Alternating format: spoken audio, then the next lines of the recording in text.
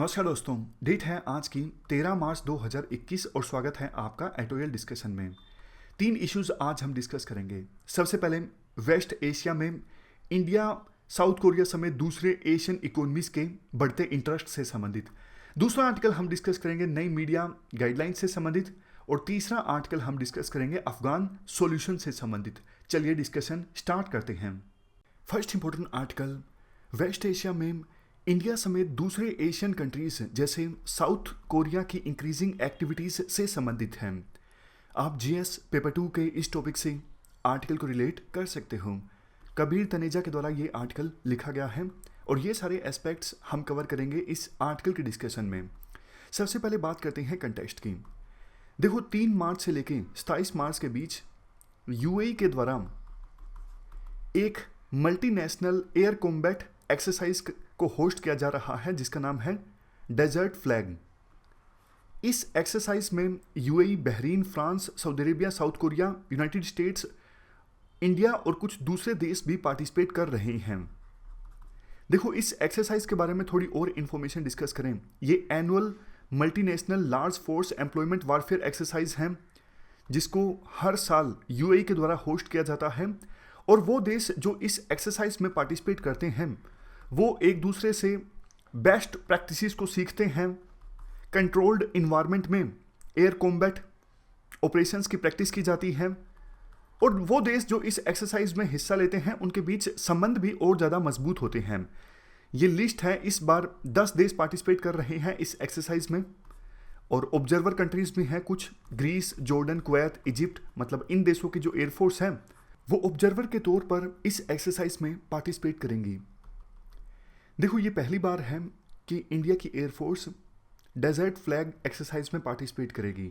और इवन ये भी पहली बार होगा कि पर्शियन गल्फ रीजन में इंडिया की एयरफोर्स किसी मल्टीनेशनल एयर कॉम्बैट एक्सरसाइज में पार्टिसिपेट करेगी। वैसे मल्टीनेशनल एयर कॉम्बैट एक्सरसाइज में इंडिया की एयरफोर्स ने पार्टिसिपेट तो किया है, बट वो एक्सरसाइज पर्शियन गल्फ रीजन में ऑर्गेनाइज नहीं हुई है। कौन कौन सी मल्टीनेशनल एयर कॉम्बैट एक्सरसाइज में इंडिया की एयरफोर्स ने पार्टिसिपेट किया है? देखो, 2016 में अमेरिका के द्वारा होस्ट की गई रेड फ्लैग एक्सरसाइज में पार्टिसिपेट किया है। 2017 में इजराइल के द्वारा होस्ट की गई ब्लू फ्लैग एक्सरसाइज में पार्टिसिपेट किया है। और 2018 में ऑस्ट्रेलिया के द्वारा पिच ब्लैक एक्सरसाइज होस्ट की गई थी और इसमें भी इंडिया की एयरफोर्स ने पार्टिसिपेट किया था। और ये तीनों की तीनों मल्टीनेशनल एयर कॉम्बैट एक्सरसाइज हैं। अब देखो, क्वेश्चन ये उठता है, इंडिया इस जो डेजर्ट फ्लैग एक्सरसाइज में पार्टिसिपेट कर रहा है इसके क्या मायने हैं? देखो, वेस्ट एशिया का रीजन अभी भी काफी ज्यादा वोलेटाइल है। यूएसए और ईरान के बीच की टेंशंस अभी भी कम नहीं हुई हैं। इवन बाइडन के चुने जाने के बाद भी ईरान के साथ जल्द ही न्यूक्लियर डील साइन होगी ऐसी संभावना नहीं दिखाई दे रही है। और ट्रंप राष्ट्रपति जब थे तो आखिरी दिनों में अब्राहम अकॉर्ड साइन हुआ। अब्राहम अकॉर्ड में यूएई और बहरीन, इन दो देशों ने इजराइल के साथ अब अपने रिश्तों को बिल्कुल नॉर्मलाइज कर दिया है। अब्राहम अकॉर्ड इस ऑब्जेक्टिव के साथ साइन हुआ क्योंकि ईरान का जो इन्फ्लुएंस है वेस्ट एशिया में वो बढ़ता जा रहा है, इंक्लूडिंग सीरिया में, येमन में। तो पहले देखो, 3 पोल्स हुआ करते थे वेस्ट एशिया में। इजराइल एक पोल है जिसकी सभी मुस्लिम कंट्रीज के साथ इनके रिलेशंस खराब रहते हैं, रीजन आपको पता है पैलेस्टीन का। दूसरा पोल ईरान, और ईरान के जहां भी जिन देशों के साथ या फिर जिन ऑर्गेनाइजेशंस के ऊपर ईरान का इन्फ्लुएंस है। तीसरा पोल सऊदी अरेबिया और सऊदी अरेबिया के अलाइ कंट्रीज जैसे यूएई, ये सब। अब हुआ क्या है, ईरान का इन्फ्लुएंस बढ़ रहा है ना, तो ये दोनों पोल नजदीक आ रहे हैं। मतलब जैसे दुश्मन का दुश्मन दोस्त, दोनों का जो कॉमन दुश्मन है वो ईरान है, इसलिए ये दोनों नजदीक आ रहे हैं ईरान का सामना करने के लिए। और इसी ऑब्जेक्टिव के साथ अब्राहम अकॉर्ड साइन हुआ और कहा यह जा रहा है फ्यूचर में सऊदी अरेबिया भी अपने रिलेशंस इजराइल के साथ नॉर्मलाइज कर सकता है। इसके बाद आर्टिकल में कहा जाता है, देखो वैसे तो वेस्ट एशियन कंट्रीज के बीच और वेस्टर्न कंट्रीज के बीच इस प्रकार की एक्सरसाइजेज पहले भी ऑर्गेनाइज होती आई हैं, बट ध्यान देने वाली चीज़ है इस बार इंडिया और साउथ कोरिया भी इस एक्सरसाइज में पार्टिसिपेट कर रही हैं। मतलब एशियन इकोनॉमीज का जो इंटरेस्ट है वेस्ट एशिया में लगातार इंक्रीज हो रहा है, जिसका कारण क्या है आपको पता है, आसानी से गैस कर सकते हो। क्योंकि देखो साउथ कोरिया, इंडिया, ये वेस्ट एशिया से भारी मात्रा में ऑयल इंपोर्ट करते हैं। तो वेस्ट एशिया की सेफ्टी और वेस्ट एशिया की सिक्योरिटी में इंडिया और साउथ कोरिया का इंटरेस्ट भी इन्वॉल्व है।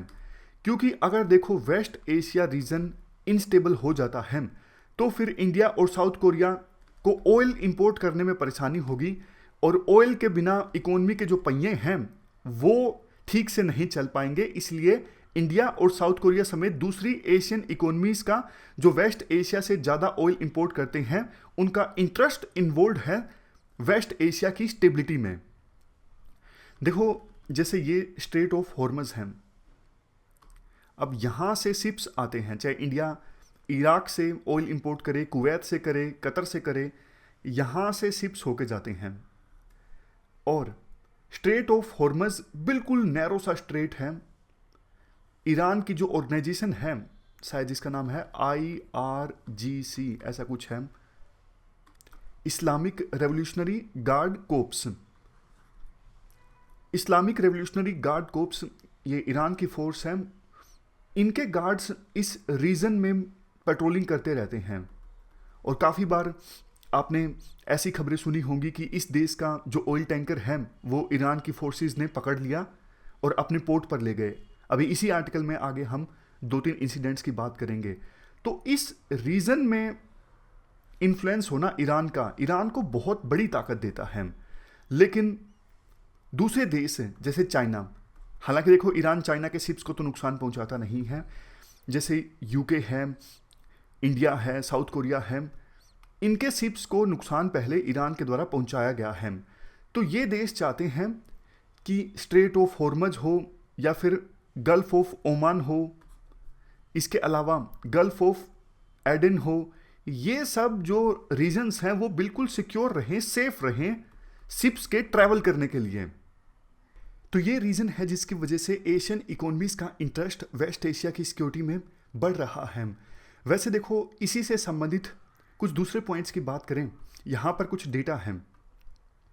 अप्रैल 2020 में इंडिया का ऑयल का टॉप सप्लायर था सऊदी अरेबिया, और उसके बाद इंडिया ने सबसे ज़्यादा ऑयल इंपोर्ट किया इराक से। साउथ कोरिया की बात करें, लेट 2019 में सबसे ज़्यादा ऑयल इंपोर्ट साउथ कोरिया के द्वारा किया गया सऊदी अरेबिया से। लेकिन इन दोनों देशों को लगता है कि पूरी तरह से वेस्ट एशिया के ऊपर डिपेंड होना ऑयल के लिए अच्छी चीज़ नहीं है। इसलिए दोनों देशों ने अपने ऑप्शंस को डाइवर्सिफाई करने की कोशिश की है। जैसे इंडिया और साउथ कोरिया दोनों ने कुछ कुछ ऑयल या फिर दूसरा जो एनर्जी इंपोर्ट है यूएस और रशिया से करना स्टार्ट कर दिया है अल्टरनेटिव के तौर पर। इसके बाद आर्टिकल में कहा जाता है इंडिया, साउथ कोरिया समेत कुछ दूसरे एशियन कंट्रीज देखो इसलिए भी चिंतित हैं कि वेस्ट एशिया में यूएस का सिक्योरिटी ब्लैंकेट जो है वो अब इरोड हो रहा है। क्या मतलब है इस चीज़ का?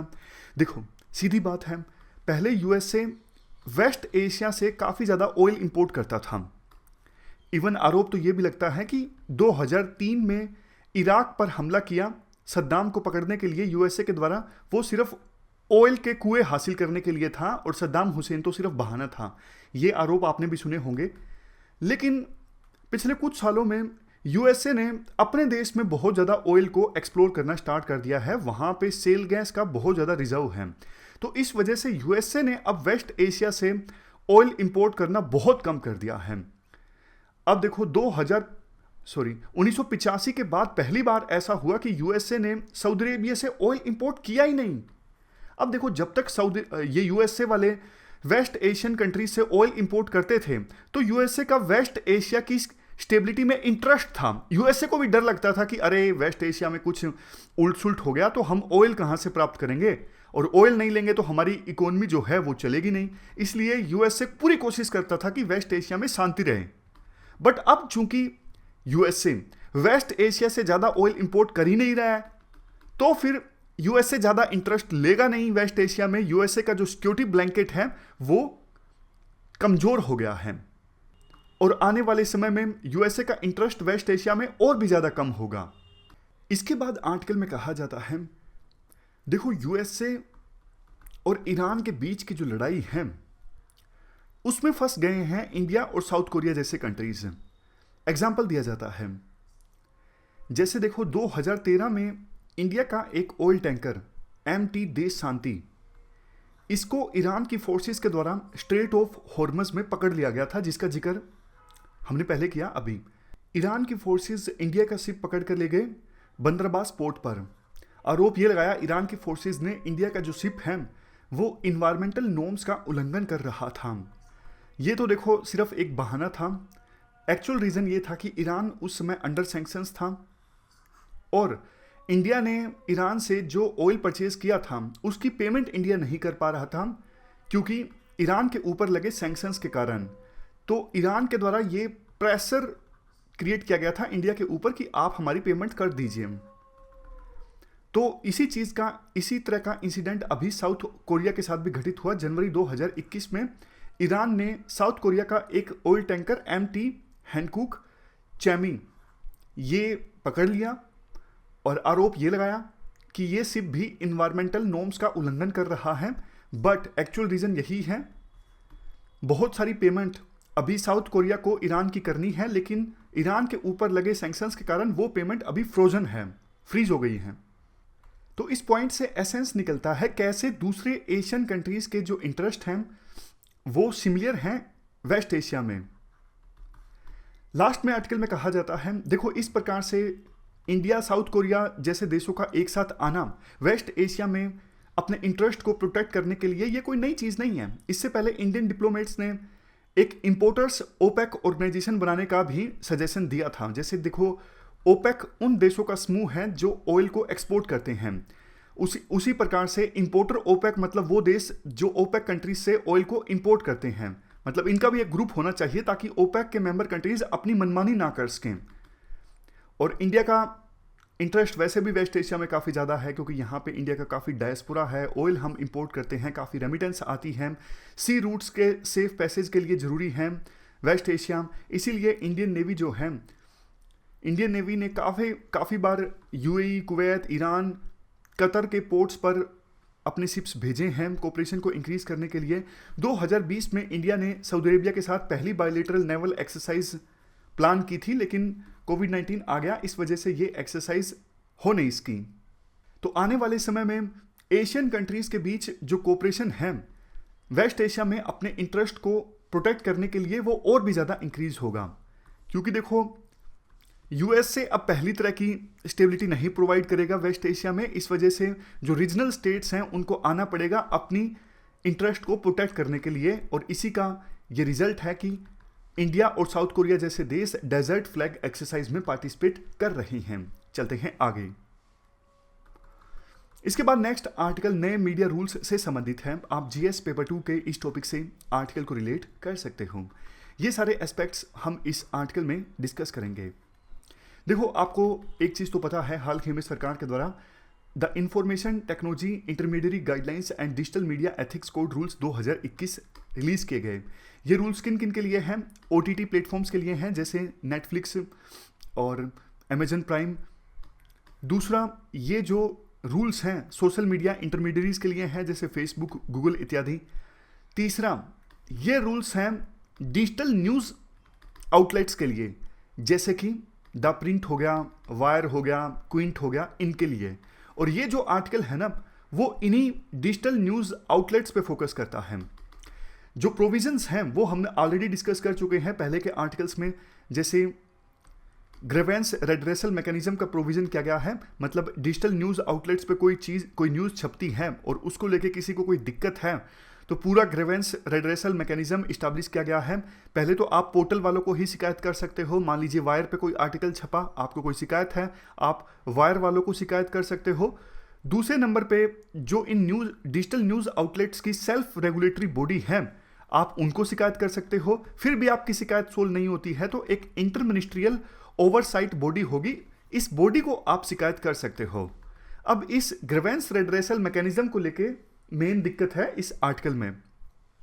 आर्टिकल में कहा जाता है देखो आज के समय में जो टाइम है ना, काफ़ी ज़्यादा पोलराइज्ड है। किसी आइडियोलॉजी को लेके लोग आपस में भिड़ जाते हैं। तो होगा क्या, मान लीजिए वायर पे, द प्रिंट पे कोई न्यूज़ आर्टिकल आया, उस न्यूज़ आर्टिकल की शिकायत को लेके बल्क में बहुत सारी शिकायतें आएंगी। और ये जो डिजिटल न्यूज़ आउटलेट्स हैं वो इतनी भारी मात्रा में जो शिकायतें आएंगी उनको हैंडल नहीं कर पाएंगे। समझ रहे हो आप? मतलब प्रिंट में कोई आर्टिकल आया, राइट विंग आइडियोलॉजी से संबंधित है, तो फिर मतलब राइट विंग आइडियोलॉजी को सपोर्ट किया गया है, तो लेफ्ट आइडियोलॉजी वाले बहुत ज़्यादा शिकायतें करना स्टार्ट कर देंगे। और वायर की बात करें, वायर पे तो राइट विंग आइडियोलॉजी को सपोर्ट करने वाले आर्टिकल नहीं आते हैं, तो वहाँ पे राइट विंग आइडियोलॉजी वाले जो लोग हैं वो शिकायतें करना स्टार्ट कर देंगे कि हमें आपके आर्टिकल से शिकायतें हैं। तो इन प्लेटफॉर्म्स के पास हजारों की संख्या में शिकायतें आएंगी जिसका निदान उन्हें करना होगा। आर्टिकल में कहा जाता है, देखो ये जो छोटे छोटे डिजिटल न्यूज़ प्लेटफॉर्म्स है ना, ऑलरेडी मुश्किल से अपने ऑपरेशंस चला पाते हैं। तो इन शिकायतों को एड्रेस करने के लिए अलग से प्रोविज़न करना, अलग से एम्प्लॉयज़ रखना, इससे ना सिर्फ उनका कामकाज प्रभावित होगा बल्कि फाइनेंशियली भी उन्हें काफ़ी नुकसान पहुंचेगा। और देखो इससे भी ज़्यादा, उसके बाद सेल्फ रेगुलेटरी बॉडी के पास दूसरे लेवल पे शिकायत पहुंचेगी, वो तो ठीक है, लेकिन तीसरे नंबर पे शिकायत जाएगी इंटर मिनिस्ट्रियल ओवरसाइट कमेटी के पास में, और ये कमेटी होगी सेंट्रल गवर्नमेंट की। तो इस कमेटी की सहायता से सेंट्रल गवर्नमेंट जो है वो मीडिया को इन्फ्लुएंस करेगी। ये जो चीज़ है वो मीडिया के सेल्फ रेगुलेशन के अगेंस्ट है। मतलब तीसरे लेवल पे अगर देखो शिकायत इंटर मिनिस्ट्रियल कमेटी के पास जाएगी, तो इसका मतलब तो ये हुआ ना कि सेल्फ रेगुलेशन जो है मीडिया का वो गवर्नमेंट की प्लेजर के ऊपर है, गवर्नमेंट की खुशी के हिसाब से है। और देखो इससे भी ज़्यादा प्रोविज़न ये किया गया है, ministry of information and broadcasting के सेक्रेटरी जो हैं वो अपनी एडोक इमरजेंसी पावर का इस्तेमाल करके कभी भी गवर्नमेंट को अगर लगता है कि ये जो कंटेंट है ये ब्लॉक होना चाहिए, ये प्रॉब्लमेटिक है, इवन बिना प्रोसीजर को फॉलो करते हुए उस कंटेंट को ब्लॉक किया जा सकता है। तो ये साफ तौर पे मीडिया की आज़ादी के अगेंस्ट गाइडलाइंस हैं। उसके बाद यही बात बोली जाती है कि देखो ये जो डिजिटल न्यूज़ प्लेटफॉर्म्स है ना, ये ज़्यादा फाइनेंशियली वाइबल नहीं होते। जैसे अब प्रिंट है, इनकी वेबसाइट से कमाई होती है, यूट्यूब चैनल से कमाई होती है, और बाकी इनको स्पॉन्सर मिलते हैं। तो इतना ज़्यादा मतलब प्रॉफिटेबल बिजनेस नहीं है, राइटर कहना चाहते हैं इन डिजिटल न्यूज़ प्लेटफॉर्म्स का। उसके बाद ऐसी गाइडलाइंस, तो फिर इन गाइडलाइंस की वजह से तो बहुत सारे जो न्यूज़ प्लेटफॉर्म्स हैं वो अपने ऑपरेशंस चलाना ही बंद कर देंगे। और यही सरकार चाहती है, क्योंकि जैसा हमने डिस्कस किया कि अभी जो टीवी न्यूज़ चैनल्स हैं वो सरकार की पॉलिसीज़ का इतना विरोध करते नहीं हैं, लेकिन डिजिटल न्यूज़ प्लेटफॉर्म्स जो हैं वो खुल के सरकार की पॉलिसीज़ का विरोध करते हैं। और डेमोक्रेसी में सरकार की पॉलिसीज़ का समर्थन भी और विरोध भी दोनों जरूरी हैं। समर्थन करने वाले तो देखो मिल जाते हैं, क्योंकि सरकार की पॉलिसीज़ का समर्थन मतलब सरकार आपसे नाराज़ नहीं है, आपको तंग नहीं करेगी। लेकिन सरकार की पॉलिसीज़ का विरोध डेमोक्रेसी में ज़्यादा लोग करने की हिम्मत इसलिए नहीं करते हैं क्योंकि काफ़ी बार मतलब बहुत बार ऐसा आरोप सरकार पे लगता है कि सरकार अपनी एजेंसीज का दुरुपयोग करती है उन लोगों के अगेंस्ट जो सरकार की पॉलिसीज का विरोध करते हैं। देखो कायदे से होना तो ये चाहिए कि मीडिया दोनों साइड की पिक्चर दिखाए, बट आपने भी ये चीज़ महसूस की होगी कि ज़्यादातर जो न्यूज़ चैनल्स या फिर डिजिटल प्लेटफॉर्म्स हैं वो पोजीशन ले चुके हैं। मतलब सरकार का समर्थन करेंगे तो वो सरकार का हर एक डिसीजन का ही सपोर्ट करेंगे, और सरकार का विरोध करेंगे तो सरकार कुछ भी डिसीजन ले ले वो सरकार का विरोध ही करेंगे। मतलब ज़्यादातर न्यूज़ चैनल्स ने और डिजिटल न्यूज़ प्लेटफॉर्म्स ने अपना अपना एजेंडा सेट कर लिया है कि हम क्या दिखाएंगे। कोई भी न्यूज़ हो, उनको सरकार की तारीफ करनी है तो सरकार की तारीफ ही करनी है, और सरकार का विरोध करना है तो विरोध ही करना है। जबकि देखो इन न्यूज़ चैनल्स को, न्यूज़ प्लेटफॉर्म्स को अपने यूपीएससी की आंसर राइटिंग की क्लासेस देने की आवश्यकता है कि भाई आप इशू को उठाइए, आप प्लस के पॉइंट्स बताइए, नेगेटिव के पॉइंट्स में बताइए, ताकि जनता भी ज़्यादा जागरूक हो, उन्हें पता लगे इशू के क्या फ़ायदे हैं, क्या नुकसान है। उसके बाद आप बता दीजिए ये हो सकता है, ये स्टैंड होना चाहिए, इससे जनता बहुत जागरूक होगी। अदरवाइज तो देखो ये न्यूज़ चैनल्स जो है वो माइंड वॉश कर देते हैं, मतलब पूरा ही एक ही साइड की पिक्चर दिखा दिखा के उस सामने वाले की पर्सन की जो सोच है ना वही बिल्कुल उस पर ठप्पा लगा देते हैं कि वो उसी डायरेक्शन में सोचेगा ये फैसला सही है या गलत है। आप उसको सोचने का मौका तो दीजिए, दोनों साइड की पिक्चर दिखाइए। आप इससे जनता खुद जागरूक होगी, खुद डिसीजन ले सकेगी कि हाँ इस इशू पे ये हो सकता है, मैंने दोनों तरफ के पॉइंट्स जाने हैं, मेरी तरफ से ये जो बिल है ये सही है या गलत है। तो लास्ट में आर्टिकल में बोला जाता है कि हमारा प्रेस का जो right to freedom of speech and expression है वो वायलेट हो रहा है इन गाइडलाइन से। और वैसे जो फ्रीडम ऑफ प्रेस है वो फंडामेंटल राइट तो नहीं है, लेकिन आर्टिकल 19 सेक्शन ए क्लास ए और आर्टिकल 19 सेक्शन 1 क्लास जी से ये राइट निकल के आता है, डेरिवेटिव है इन फंडामेंटल राइट्स का। तो इसलिए इनको प्रोटेक्ट करना बहुत ज़्यादा जरूरी है। आज सरकार अगर मीडिया को दबा रही है तो कल को सरकार किसको दबाएगी? कल को सरकार दबाएगी जुडिशरी को, कल को सरकार दबाएगी लेजिस्लेचर को। तो मीडिया जो है वो फोर्थ पिलर है डेमोक्रेसी का, बहुत मजबूत होना चाहिए, लेकिन सरकार उसे कमजोर करने की कोशिश कर रही है। तो ये हमने पूरा आर्टिकल डिस्कस किया नई मीडिया गाइडलाइंस से संबंधित। चलते हैं आगे। इसके बाद नेक्स्ट आर्टिकल अफगानिस्तान में पीस इस्टेब्लिश करने से संबंधित है। आप जीएस पेपर 2 के इस टॉपिक से आर्टिकल को रिलेट कर सकते हो। ये सारे एस्पेक्ट्स हम डिस्कस करेंगे इस आर्टिकल में। देखो, समय समय पर हम अफगानिस्तान से संबंधित आर्टिकल्स डिस्कस करते रहते हैं, तो आप क्या कुछ हो रहा है उसके टच में तो होंगे ही। फिर भी आपको जल्दी से रिवाइज करवा देता हूँ।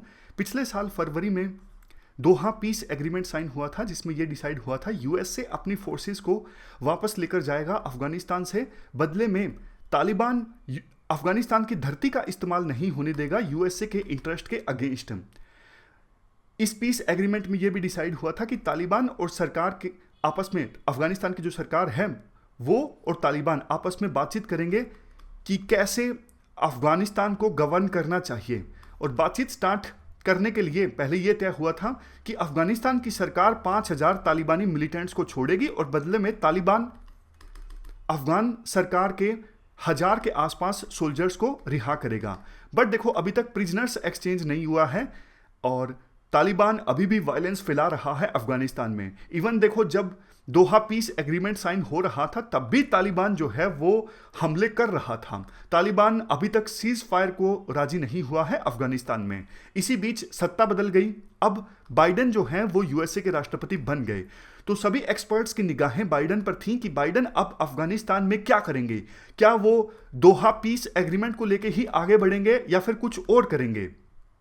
देखो, तालिबान ने साफ तौर पर सिग्नल दे दिए हैं कि अगर यूएसए अपनी फोर्सेस अफगानिस्तान से नहीं लेकर जाता है दोहा पीस एग्रीमेंट में डिसाइड हुए टाइम फ्रेम के अनुसार, तो तालिबान फिर अफगानिस्तान में हमले करना और भी ज़्यादा तेज कर देगा। मतलब वायलेंस स्प्रेड करना और भी ज़्यादा तेज कर देगा तालिबान। अब यूएसए को डर है, बट देखो, यूएसए को यह भी डर है कि अगर हम बिना किसी पीस मैकेनिज्म के निकल गए अगर अफगानिस्तान से, तो फिर तालिबान जिसका ज़्यादातर इलाकों में अभी कब्जा है अफगानिस्तान में, ये देखो, ये जो ऑरेंज कलर का ये है ना, यहाँ पे अभी पूरी तरह से तालिबान का कब्जा है। यहाँ पे जा नहीं सकती अफगानिस्तान की फोर्सेस।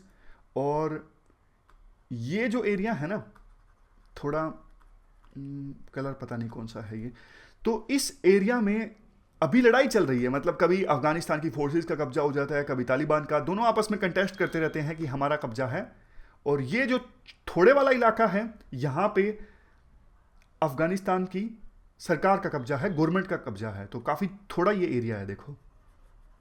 और यूएसए को डर ये लगता है कि अगर हम चले गए तो फिर तो तालिबान पूरी तरह से अफगानिस्तान पर कब्जा कर लेगा। तो इस सिचुएशन को देखते हुए बाइडेन ने एक खत लिखा, बाइडेन ने नहीं, यूएसए के सेक्रेटरी ऑफ स्टेट यानी यूएसए के विदेश मंत्री ने खत लिखा अशरफ गनी को कि भैया आप इंक्लूसिव गवर्नमेंट इस्टेब्लिश कर लीजिए, यानी इंटरिम गवर्नमेंट इस्टेब्लिश कर लीजिए जिसमें 50% हिस्सेदारी हो तालिबान की। यूएसए को यह लगता है कि हमारे जाने के बाद पूरी संभावना है कि तालिबान कब्जा कर ही लेगा, लेकिन इंटरिम गवर्नमेंट इस्टेब्लिश होगी तो कम से कम 50% हिस्सेदारी सरकार के पास तो रहेगी। इसी बीच टर्की में जो रीजनल कंट्रीज हैं वो भी पीस प्रोसेस के लिए बातचीत स्टार्ट करेंगे, तो तालिबान के ऊपर भी दबाव रहेगा क्योंकि उस पीस प्रोसेस में पाकिस्तान भी होगा। हालांकि देखो, पाकिस्तान चाहता नहीं है कि इंडिया का किसी प्रकार से कोई हिस्सेदारी हो अफगान पीस प्रोसेस में, लेकिन बाइडेन प्रशासन ने जो आइडिया रखा है उसमें इंडिया को भी शामिल किया गया है। आर्टिकल में यह कहा गया है कि देखो, दोनों सूरत में तालिबान को काफ़ी फायदा होगा। अगर इंटरिम गवर्नमेंट इस्टेब्लिश होती है, 50% हिस्सेदारी तालिबान को मिलती है, तो तालिबान को फायदा होगा। तालिबान को सत्ता में हिस्सेदारी मिल रही है और तालिबान के रिप्रेजेंटेटिव और अफगान सरकार के रिप्रेजेंटेटिव मिलकर संविधान बनाएंगे, तो काफ़ी बातें तो तालिबान की माननी ही पड़ेंगी। तो संविधान को अमेंड करना पड़ेगा तालिबान के कहने पर। और देखो, अगर संविधान को अमेंड किया तो पिछले 20 सालों में अफगानिस्तान सरकार ने जो राइट्स दिए हैं जनता को, जैसे महिलाओं को राइट्स दिए गए हैं, उनको लेके कॉम्प्रोमाइज करना पड़ेगा। क्योंकि देखो, तालिबान वाले तो शरिया इस्टेब्लिश करना चाहते हैं जिसमें महिलाओं को बहुत कम राइट्स मिलते हैं। तो संविधान को अगर अमेंड किया जाता है तालिबान के कहने पर, तो फिर लोगों के बहुत सारे राइट्स जो हैं वो चले जाएंगे। और पिछले 20 सालों में अफगान सरकार के सोल्जर्स ने जो अपने प्राणों की आहुति दी है अफगानिस्तान के लोगों के राइट्स को प्रोटेक्ट करने के लिए, तालिबान से उनकी जो सैक्रिफाइसेस हैं वो व्यर्थ में चले जाएंगे अगर अफगान लोगों के राइट्स को कॉम्प्रोमाइज किया जाता है। तो ये पूरा आर्टिकल हमने डिस्कस किया अफगानिस्तान में पीस इस्टेब्लिश करने से संबंधित। आज हमने 3 आर्टिकल्स डिस्कस किए और आज की डिस्कशन में इतना ही है। Thank you very much for discussion.